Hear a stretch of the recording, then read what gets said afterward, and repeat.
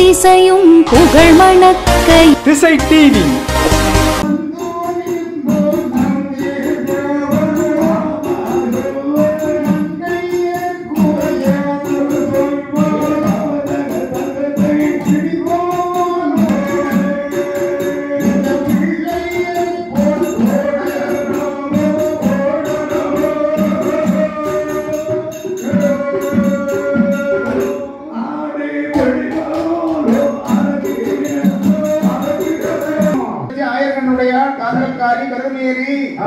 அப்படின்னு முண்டகண்ணி அம்மன் 64 அம்மன்மார்கள் சொன்னாங்க.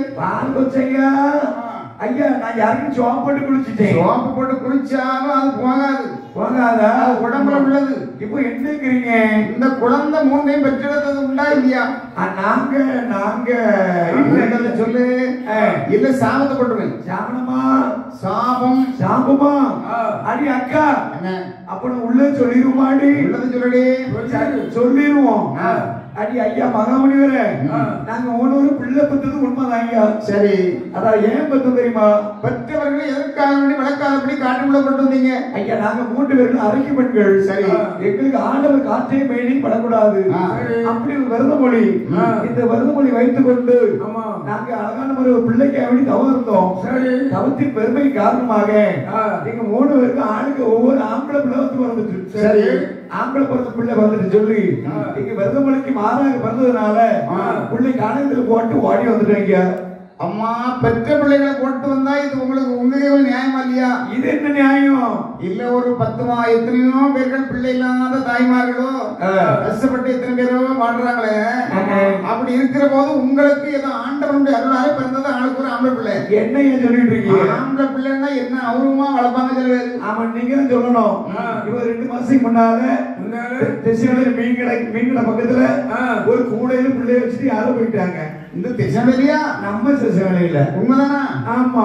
சரி, 6 மாசத்துக்கு முன்னால திருச்செந்தூர் கடற்கரையில ஒரு பிள்ளை ஆம்பளை பிள்ளை அழகான பிள்ளை தலையீடு குழி தோண்டி கடற்கரையில பேச்சு வச்சுட்டு போயிட்டா. பாத்தீங்களா? நானே கண்ணனும் கடல் குளிச்சு வாரோம். அவ எந்த அளவுல மாறி போயிருக்கு பாருங்களேன். எங்க அண்ணன் நானும் கடல் குளிச்சு வந்துட்டு இருக்கோம். வரும்போது திடீர்னு கண்ணி இரட்டி விழுந்துட்டான். பாத்தீங்களா? ஏன்னா பிள்ளை தலையில் நட்டு வச்சு போயிருக்கா இல்லையா? ஓ ஆமா, கோடிக்கணக்கில் பிறந்து சேர்த்து வச்சிருப்பான். ஒரு பிள்ளை இருக்காது. ஆமா, ஒண்ணுமே இல்லாம கல்வி குடிக்காம இருப்பான். அவனுக்கு வருஷத்துக்கு ஒரு பிள்ளை பிறந்துட்டு இருக்கும். இது ஆண்டவன் கொடுக்கப்பட்ட ஒரு பொருள். இது ஆண்டவன் கொடுக்கிறான். ஆனா இருந்தாலும் நீங்கள் 3 பேரும் இந்த பிள்ளை போட்டு வந்தது ஏதுக்கா போட்டு வந்தீங்க? ஐயா, எங்க வருமொழிக்கு மாறாக பிறந்த பிள்ளை, அதனால காணத்தில் போட்டு வந்துட்டோம் ஐயா. அம்மா, நான் ஒண்ணு சொல்ல கேளுங்க. இந்த பிள்ளைகளை நீங்கள் வீட்டு விட்டு போனால் சரி, அது உங்களுக்கு நல்லது இல்லை, எங்களுக்கு நல்லது இல்லை. இப்ப என்ன செய்யணும்? ஆகையினால இந்த பிள்ளைகள் 3 பேரையும் வளர்த்து ஆளாக்க வேண்டியது உங்களுடைய கடமையம்மா. ஐயா, நாங்க பிள்ளை வளர்க்கணுமா ஐயா? எங்களால முடியாத காரியம். அப்படி வளர்க்கல நீங்க சாபத்தை தான் போடுவேன். உங்க சாபம் போட்டுருவேன், சாபத்தை போட்டுருவேங்க. பெண்கள் சொல்லுவாங்க, ஐயாங்க வாங்க பிள்ளை வளர்க்கணும்னா வளர்க்கிறோம். சரி, ஆனா பிள்ளைகள் முகம் எங்களுக்கும் எங்கள் முகம் பிள்ளைக்கும் தெரியாமல் இருக்க வேண்டும். இரவு காலமாக இருந்தால் மட்டும் பிள்ளை வளர்ப்போம். பகல்கள் வந்துட்டு மறந்து விடுவோம். மந்திரத்திலே அது சம்மதம்னா பிள்ளை விடும். அவன் இல்லைன்னு கொண்டு போவோம். உடனே யோசிக்கிறார் நந்தியம் பெருமான். சரி, ஒரு பிள்ளை வளர்ந்து ஆளாக வேண்டுமையானால் அது வாழும் ஒரு